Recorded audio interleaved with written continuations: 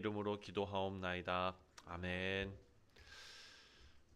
오늘 본문에 세 나라가 차례대로 등장하고 있습니다. 아수르가 등장하고 그 다음에 블레셋이고 마지막이 모압입니다. 우리가 잘 아는 대로 아수르는 그 누구도 맞설 수 없는 강대국입니다. 그리고 블레셋은 말씀을 보니까 자신을 억누르던 세력이 약해졌다라고 기대하고 있는 그런 상황입니다. 그리고 모압은 하룻밤 사이에 도시 전체가 무너지고 백성들이 다 이제 피난길에 오르는 그런 상황입니다. 한 나라는 엄청 강하고 또 한 나라는 이제 우리를 압제하던 나라가 힘이 약해졌다, 기회를 잡았다라고 생각하고 한 나라는 이미 다 무너져 버리는 그런 상황입니다. 이게 오늘 본문 전체의 내용입니다. 근데 본문을 끝까지 다 읽어보면 이 세 나라의 운명을 결정하는 분은 따로 계시는데 바로 하나님이시다라는 것입니다. 그래서 14장 27절 말씀에 만군의 여호와께서 경영하셨은즉 누가 능히 그것을 패하며 그의 손을 펴셨은즉 누가 능히 그것을 돌이키랴. 이것이 오늘 본문의 핵심입니다. 자, 하나님께서 뜻하신 것은 반드시 이루어진다. 이것이 오늘 본문에 나오는 교훈이라고 볼 수 있는데요. 24절 말씀을 먼저 이제 함께 살펴보겠습니다. 만군의 여호와께서 맹세하여 이르시되 내가 생각한 것이 반드시 되며 내가 경영한 것을 반드시 이루리라 라고 말씀합니다. 하나님께서 그냥 그렇게 말씀하시면 되는 것인데 하나님께서 더 강조하십니다. 뭐라고 강조하시냐면 내가 맹세하여 이렇게 말합니다. 만군의 여호와께서 맹세하여 이르시되, 아니 하나님께서는 맹세하실 필요가 없잖아요. 그런데 맹세했다라고 말하시는데요. 자, 사람이 맹세할 때는 자기보다 더 큰 존재, 더 강한 존재를 두고 맹세를 합니다. 그렇죠? 근데 하나님께서는 더 큰 분이 없어요. 하나님이 제일 커요. 그렇기 때문에 하나님께서는 자신의 이름을 두고 맹세하십니다. 히브리서 6장 하나님께서 아브라함에게 약속하실 때도 자신보다 더 큰 이가 없으셨기 때문에 자신을 두고 맹세하셨다라고 기록해 놓고 있습니다. 그러니까 하나님의 약속이 확실한 이유는 하나님의 그 약속이 우리 믿음 때문에 그 약속이 이루어지는 것, 우리의 믿음은 흔들릴 수 있기 때문에 우리 감정이나 우리 의지나 우리가 생각하는 우리 믿음이라고 하는 것 여기에 매달리지 않습니다. 하나님의 신실하심이 하나님의 약속을 이끌어 가신다. 그러니까 하나님께서 스스로 맹세하시고 스스로 이끌어 가신다.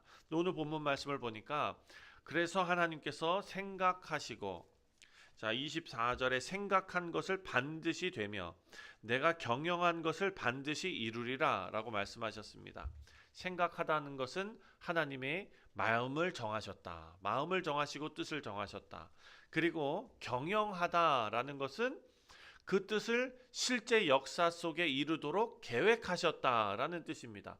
그러니까 하나님께서는 마음의 뜻을 두시고 그 뜻을 실제 역사 가운데 계획하셨다. 생각하다, 경영하다.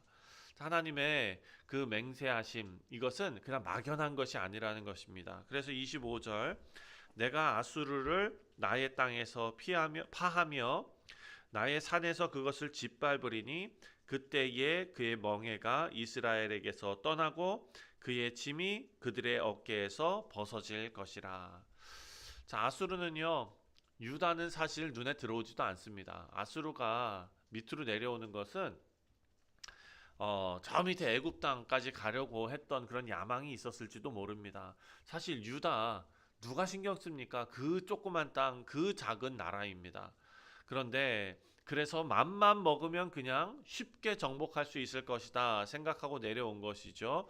그런데 하나님께서는 그 유다 작은 땅, 하찮게 보는 그 땅을 나의 땅, 시온의 산, 나의 산 이렇게 부르십니다. 그러니까 아수르는 유다 왕과 싸울 것이다 라고 생각했는데 사실 그 땅의 주인이신 하나님께로 지금 겁없이 들어오고 있었던 것입니다.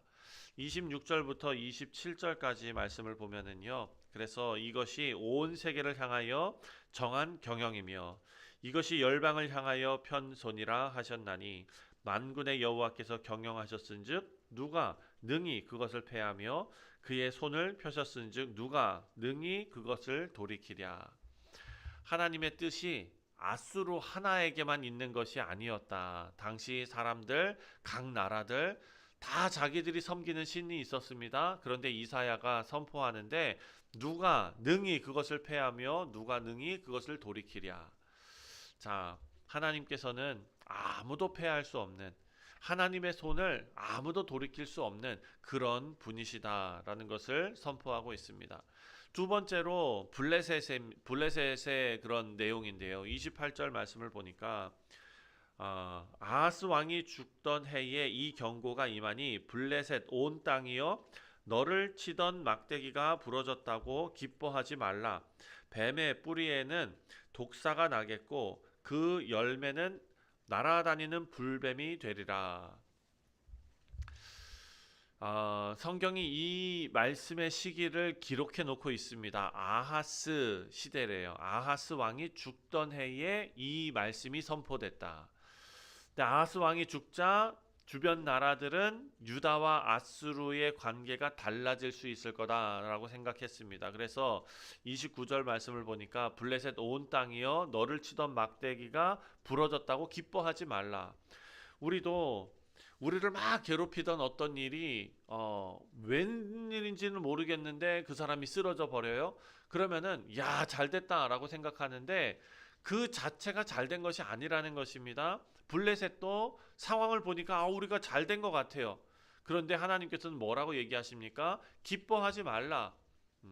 그 사실 자체만 놓고 판단할 수 없는 것입니다. 하나님의 판단, 하나님의 경영, 하나님의 생각이 무엇인지는 우리가 알 수 없기 때문입니다.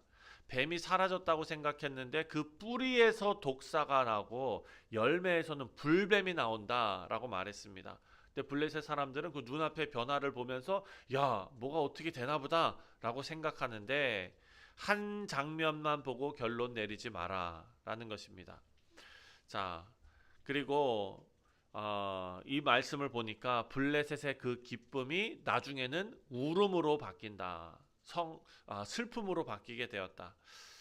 자, 북쪽에서 연기가 피어오릅니다. 아수르 군대가 옵니다. 근데 그 대열에서 벗어난 자가 없다. 다시 말해서 질서정연하게 다가오고 있습니다. 32절 말씀을 보니까 그 나라 사신들에게 어떻게 대답하겠느냐? 여호와께서 시온을 세우셨으니 그의 백성의 곤고한 자들이 그 안에서 피난하라 할 것이니라. 이게 지금 블레셋에게 주시는 말씀입니다. 주변 나라에서 유다에게 사신을 보내서 동맹을 제안했을 텐데 사람 보기에는 합리적인 제안입니다. 그런데 하나님께서 그 나라 사신들에게 어떻게 대답하겠느냐? 유다의 대답은 하나입니다. 하나님께서 여호와께서 시온을 세우셨다. 그러니까 유다가 안전하게 지낼 수 있는 것은 다른 나라들하고 동맹을 잘 맺어서 외교를 잘 해서가 아니라 그 나라를 세우시는 하나님께 그 이유가 있다는 것입니다. 그래서 그의 백성들 중에 가난한 자들이 그 안에 피하게 되고 자기 힘으로 자기를 보호할 수 없는 사람들이 하나님께서 세우신 그 시온으로 다 피합니다. 여러분, 이것이 의미심장하지요. 우리도 마찬가지입니다. 우리가 주 예수 그리스도 안으로 다 피합니다. 왜냐하면 여러분 성경에 보면 도피성이 나오지 않습니까? 예수 그리스도께서 바로 그 도피성 되십니다. 그래서 우리가 피할 수 있는 것은 다른 것이 아니라 주 예수 그리스도 안으로 피할 수밖에 없는, 그리고 예수님께서는 도피성 되셔서 우리를 다 품어안고 지키시는 그런 분이십니다. 마지막으로 15장으로 넘어가면 이제 모압을 향한 말씀이 증거가 됩니다. 1절 말씀을 보니까 모압에 관한 경고라. 하룻밤에 모압 말이 망하여 황폐할 것이며 하룻밤에 모압 기르가 망하여 황폐할 것이라. 자, 알은 여러분 생각하는 그 뭐 타조 알, 무슨 알 이런 알이 아니라 지명 이름이에요. 예, 그래서 그 알은 모압의 중심 도시입니다. 그러니까 기르라고 또 나오지 않습니까? 여기도 지명인데 아주 중요한 요새입니다. 요새. 근데 하룻밤에 다 망한다. 이 하룻밤이라는 표현이 두 번이나 나옵니다. 무너짐이 얼마나 갑작스럽게 오는가. 하룻밤에 전날 저녁까지는 사람들 평안하게 다 지냈습니다. 근데 하룻밤에 사람들이 성벽이 자기 지켜줄 거라고 생각했는데 그렇게 하고서 이제 잠자리에 들었을 것 아닙니까? 그런데 한밤중에 도시가 다 무너졌다. 2절과 3절 말씀을 보니까 그들은 바윗과 디몬 산당에 올라가서 울며 모압은 느보와 메드바를 위하여 통곡하는도다. 각자 자기가 섬겼던 그런 우상들 앞에 가가지고 부르짖습니다. 머리털을 밀고 수염을 깎고, 이것은 여러분 장례 치를 때 슬픔에 극에 당했을 때 그런 애도의 표현으로 하는 것입니다.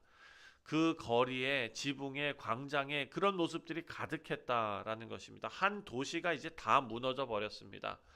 백성을 지켜야 될 지도자들의 마음도 다 무너졌고 나라가 의지했던 군사들조차 다 도망갑니다.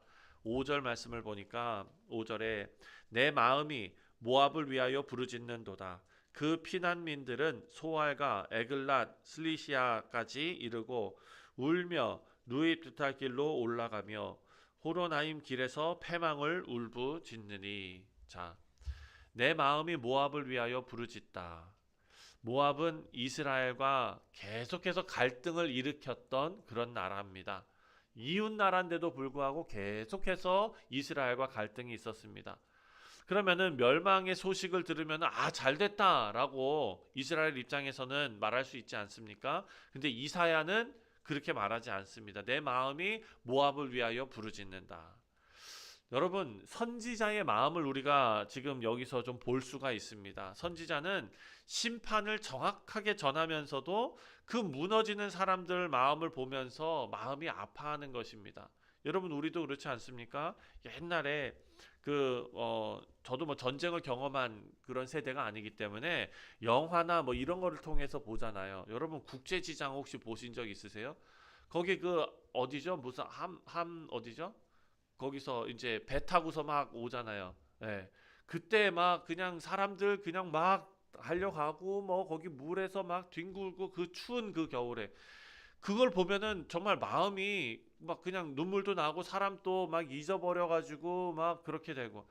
사랑하는 성도님들, 우리가 다른 나라의 멸망 심판받는 이런 모습들을 보면서 우리는 남의 일 얘기하는 것처럼 마음 편하게 앉아가지고 그냥 영화 보는 것처럼 있을 수가 없는 것입니다. 왜냐하면 선지자는 심판이 정확하게 그 심판에 대해서 이야기하더라도 전파하고 선포하더라도 무너지는 사람을 보면 마음이 아플 수밖에 없지요. 그래서 예스겔 선지자도 에스겔 18장 23절에 내가 어찌 악인이 죽는 것을 조금인들 기뻐하랴 라고 말합니다. 그가 돌이켜 그 길에서 떠나 사는 것을 어찌 기뻐하지 아니하랴. 사랑하는 성도님들, 우리가 오늘 이 말씀 묵상하면서 우리가 신앙생활하며 우리 주변에 많은 사람들이 우리와 연관을 맺고 살아갑니다. 그런데 그들이 힘겨워할 때 사랑하는 성도님들, 성경이 뭐라고 얘기합니까? 우는 자들과 함께 울고 웃는 자들과 함께 기뻐하라 라고 말씀하고 있습니다. 우리가 이 선지자의 마음을 우리 가운데 함께 갖기를 바랍니다. 6절과 7절입니다. 6절과 7절. 니무린 풀이 마르고 또 풀이 시들었으며 연한 풀이 말라 청청한 것이 없음이로다. 그러므로 그들이 얻은 재물과 쌓았던 것을 가지고 버드나무 시내를 건너리니. 자, 이게 무슨 말입니까? 피난길에 가장 필요한 것이 물입니다. 그렇죠? 그리고 풀도 다 시들어 버렸다. 그러니까 피난민들은요, 평생 모은 재물을 다 바리바리 싸가지고 국경을 넘어가고 있는 겁니다. 그러니까 사람은 재물을 쌓으면서 미래를 다 이렇게 대비한다라고 생각했는데 나라가 무너지니까 손에 들 수 있는 만큼 밖에는 짊어지고 도망갈 수가 없는 거예요. 집에 황금이 막 그냥 이렇게 있다 그러면은 그거 어떻게 짊어지고 가겠습니까? 무거워서. 그렇죠? 피난길에는요, 자기가 짊어지고 갈 수 있는 것밖에는 들고 가지 못하는 거예요. 그런데 우리가 쌓아놓고 평생 이것이 우리를 지켜줄 수 있을 것이다 라고 생각했는데 오히려 이 믿었던 재물이 피난길 갈 때는 짐이 돼버린 거예요. 빨리 도망가지도 못하게 된 거예요. 자, 우리가 쌓은 것이 우리를 끝까지 지켜줄 수 없다라는 것이 또 나옵니다. 말씀을 맺습니다. 사랑하는 성도님들, 오늘 본문에 세 나라가 있었어요. 아수르 진짜 강해 보였거든요. 근데 하나님께서 아수르 내가 너의 땅에서 나의 땅에서 너를 파하겠다라고 말씀하셨고, 블레셋 그렇게 아수르가 무너지는 것을 보면은 잘됐다 하고 블레셋은 기뻐했다 그랬는데 하나님께서 기뻐하지 말라. 더 위험한 독사가 나올 것이다 라고 말하고, 또 모압은 그렇게 힘들었을 때 자기들 의지했던 그런 군사력과 또 위에 가서 산당 거기서 뭐 합니까? 우상 숭배하잖아요. 그런데 그런 것을 의지했는데 하룻밤 사이에 다 무너져 버렸다. 여러분, 이 세 나라의 공통점이 있습니다. 공통점이 뭐냐? 바로 눈에 보이는 힘을 의지했다라는 것입니다. 근데 그것은 아무도 그들을 구원할 수 없었습니다. 그래서 오늘 본문 가운데 흔들리지 않는 것 딱 하나, 내가 생각한 것이 반드시 되며 내가 경영한 것을 반드시 이루리라. 하나님의 약속이죠. 피할 수 있는 곳은 이 하나밖에 없습니다. 여호와께서 시온을 세우셨으니 그의 백성 중에 가난한 자들이 그 안에 피하리라. 우리가 그 가난한 자들이고 우리가 시온성 되시는 하나님 안에 피할 자들입니다. 그래서 베드로전서 2장 6절 말씀을 보면 하나님께서 시온에 두신 모퉁이 돌이 누구인지 보여줍니다. 잘 아는 말씀이지요. 보라, 내가 택한 보배로운 모퉁이 돌을 시온에 두노니 그를 믿는 자는 부끄러움을 당하지 아니하리라. 그 모퉁이 돌이 누구이십니까? 바로 우리 주 예수 그리스도이십니다. 시온으로 피하라. 의지하지 말라. 평생 의지하던 것 피난길에 짊어지고 갈 수도 없다. 우리가 의지해야 할 것은 시온성이다. 근데 그 시온성의 모퉁이 돌이 누구시냐? 바로 예수님이십니다. 우리가 받아야 할 심판을 다 짊어지시고 해결하신 분, 그 예수님께서 오늘도 변함없는 우리의 피난처가 되십니다. 그 피난처 안에 안전하게 거하시며 주를 찬송하는 우리 모두가 되시기를 주님의 이름으로 축원드립니다. 기도하겠습니다. 하나님 아버지, 하나님께서 생각하신 것을 반드시 이루시고 하나님께서 계획하신 것은 아무도 막을 수 없음을 우리가 믿습니다. 하나님, 아수르처럼 우리가 가지고 있는 그 작은 힘을 아버지 의지하지 않게 하시고 또 그 힘을 부러워하지도 않게 하시고 아버지여, 또 주변을 보면서 그 망해가는 사람들을 보며 부러진 막대기를 보며 너무 빨리 안심하거나 또 혹은 기뻐하지 않게 하시고, 또 모압처럼 그들이 의지하면서 쌓아놓았던 그런 재산들, 그리고 또 그들이 의지했던 그런 군사력들, 이 모든 것 피난처로 삼지 않게 하시고 오직 우리의 유일한 피난처 되시는 예수 그리스도, 시온의 보배로운 모퉁이 돌이 되시는 예수 그리스도, 그 예수님을 믿는 자는 부끄러움을 당하지 않으리라 약속하셨사오니 하나님, 우리가 가난한 마음으로 주님께 피하게 하여 주옵소서.